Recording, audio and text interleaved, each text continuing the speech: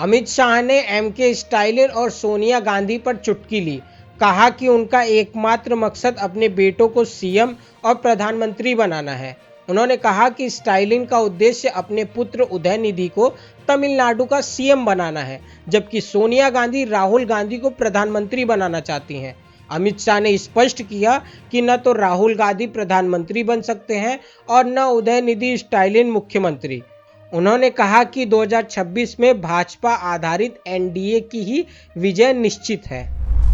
Samajwadi party से निष्कासित विधायक पूजा पाल ने पार्टी और सपा अध्यक्ष अखिलेश यादव पर कड़े आरोप लगाए हैं। उन्होंने आशंका जताई है कि उनकी हत्या हो सकती है और अगर ऐसा हुआ तो इसके लिए अखिलेश यादव जिम्मेदार होंगे। पूजा पाल ने कहा कि उन्होंने पार्टी में माफिया अतीक अहमद के खिलाफ आवाज उठाई, जिसके कारण उन्हें निकाल दिया गया। पूजा पाल ने विधानसभा में मुख्यमंत्री योगी आदित्यनाथ की प्रशंसा की और कहा कि उनके पति के हत्यारों को सजा दिलाने में योगी जी ने मदद की। उन्होंने कहा कि उनके पति की हत्या के बाद उन्हें भी जान से मारने की धमकियां मिली हैं। केंद्रीय गृह मंत्री अमित शाह ने विपक्ष के उपराष्ट्रपति पद के उम्मीदवार जस्टिस बी सुदर्शन रेड्डी पर जोरदार हमला किया है। उन्होंने कहा कि सुदर्शन रेड्डी ने सुप्रीम कोर्ट के न्यायाधीश रहते हुए वामपंथी उग्रवाद और नक्सलवाद का समर्थन किया। अमित शाह ने बताया कि अगर सुदर्शन रेड्डी ने 2011 में सलवा जुडूम के खिलाफ दिया गया फैसला नहीं दिया होता तो देश में नक्सलवाद 2020 तक खत्म हो गया होता। अमित शाह ने कहा कि कांग्रेस ने वामपंथी दलों के दबाव में आकर ऐसे व्यक्ति को उपराष्ट्रपति पद का उम्मीदवार बनाया है, जिससे केरल में कांग्रेस की जीत की संभावना कम हो गई है।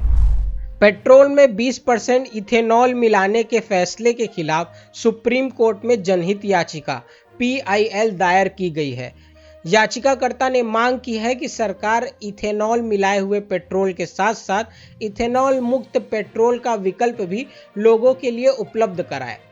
याचिका में कहा गया कि अप्रैल 2023 से पहले बनी कई गाड़ियां 20% इथेनॉल वाले पेट्रोल के लिए तैयार नहीं है, जिससे उनकी मशीन में खराबी आ सकती है। इससे गाड़ियों की क्षमता और माइलेज पर भी असर पड़ता है।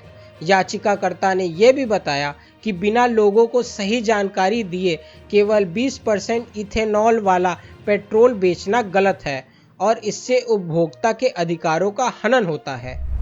मध्य प्रदेश के मुख्यमंत्री मोहन यादव ने भगवान श्री कृष्ण को माखन चोर कहे जाने की परंपरा को गलत बताते हुए इसे बदलने के लिए राज्य में एक व्यापक जागरूकता अभियान शुरू करने का ऐलान किया है। मोहन यादव ने कहा कि माखन चोर जैसी छवि श्री कृष्ण के वास्तविक जीवन व संदेश को गलत रूप से पेश करती है। उनके अनुसार श्री कृष्ण का माखन चुराना साधारण शरारत नहीं था, बल्कि यह अत्याचार के खिलाफ लोगों के हक के लिए सांकेतिक विद्रोह था। उनका मकसद संदेश देना था कि जनता का अधिकार शासक नहीं छीन सकता।